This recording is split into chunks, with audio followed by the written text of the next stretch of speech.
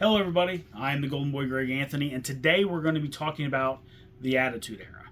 Now, the Attitude Era was one of the greatest eras in the history of professional wrestling. Some say it was the greatest era. It made money, it drew a lot of people, it became a pop culture phenomenon. It gave us such stars as Stone Cold Steve Austin and The Rock, and the roster from top to bottom. Even those people to this day can go out and make a living because they were part of the Attitude Era. But what we're going to talk about today is we're going to actually talk about the negatives of the Attitude Era, something that a lot of people don't ever touch on. But the fact of the matter is, the Attitude Era, for as great as it was not a long-term solution. It was a very short-term business decision.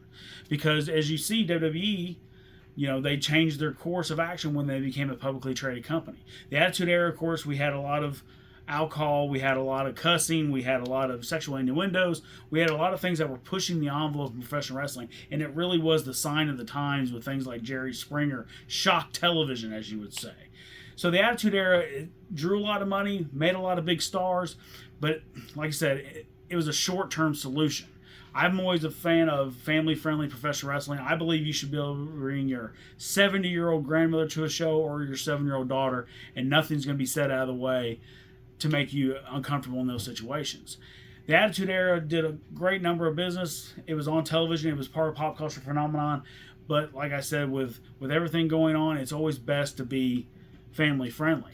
For us in the business, for instance, when the business is up in WWE and there's this big boom going on, it's hot everywhere. It was hot on the independent level. I got in the business in April of 2000.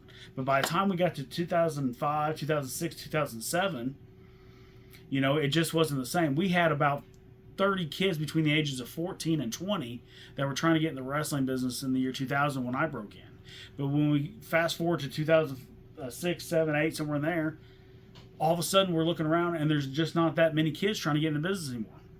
And that was because when we were 18, 19 years old getting in the business during the Attitude Era, that was the prime of our lives. But those kids were actually 10, 11, 12 years old, and their parents weren't letting them watch professional wrestling because it had all these negative aspects about it going on. So as great as the Attitude Era was, there was some, we look at it with rose-colored glasses a lot of times, that it was all, it was all great and everything. But if you go back and watch, you'll see some of the things that wouldn't fly today and won't fly long term. The Attitude Era did, though. It followed a great territory structure as far as everybody on the roster from top to bottom was a feature act and had something to contribute. There was a little bit of something for everybody on the Attitude Era, and that's something we need to take away from it. So for myself, the Golden Boy Gary Anthony, God bless and take care.